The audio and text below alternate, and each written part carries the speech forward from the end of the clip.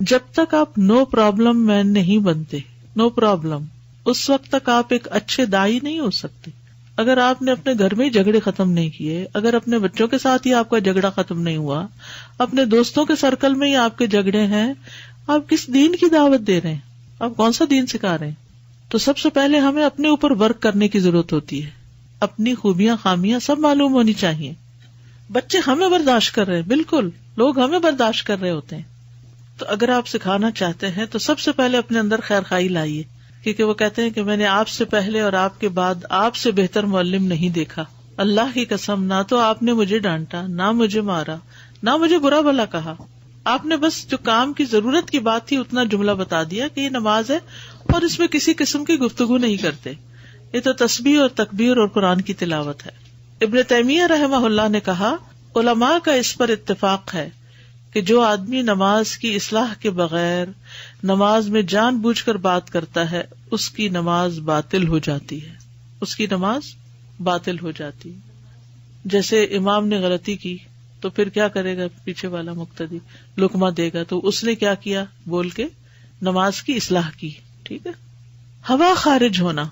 عباد بن تمیم اپنے چچا سے روایت کرتے ہیں، انہوں نے رسول اللہ صلی اللہ علیہ وسلم کے سامنے ایک ایسے شخص کا حال بیان کیا جسے یہ خیال ہو جاتا تھا کہ وہ دوران نماز کسی چیز جیسے ہوا نکلنے کو محسوس کر رہا ہے.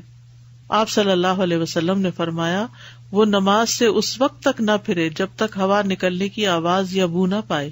ابن عمر رضی اللہ عنہما سے مرفوعاً روایت ہے کہ اگر نماز میں کسی کی ہوا نکل جائے تو وہ چلا جائے اور وضو کرے، یعنی لوگوں کے ڈر سے یا لوگوں سے شرم کھا کے بغیر وضو کے نماز نہ پڑھتا رہے بلکہ جا کے وضو کر لے. اور ایک یہ بالکل نیچرل سی چیز ہے، نہیں اسے کنٹرول ہوا اور اس کا وضو ٹوٹ گیا، جا کے وضو کر لے.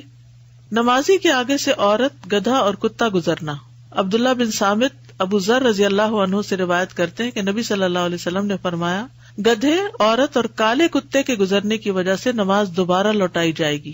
عبداللہ بن سامت نے کہا، زرد اور سرخ رنگ کے کتوں کو چھوڑ کر کالے کتے کی تخصیص کی کیا وجہ ہے؟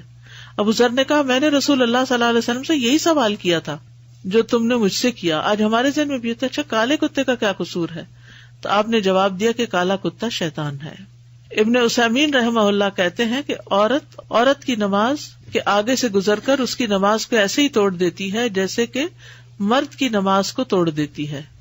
اچھا، یعنی عورت بھی عورت کے آگے سے نہ گزرے. شیخ البانی کہتے ہیں نماز ٹوٹ جاتی ہے خواہ نماز پڑھنے والی عورت ہو اور سامنے سے گزرنے والی بھی عورت ہی ہو، کیونکہ اس میں تمام امت کو مخاطب کر کے حکم دیا گیا ہے.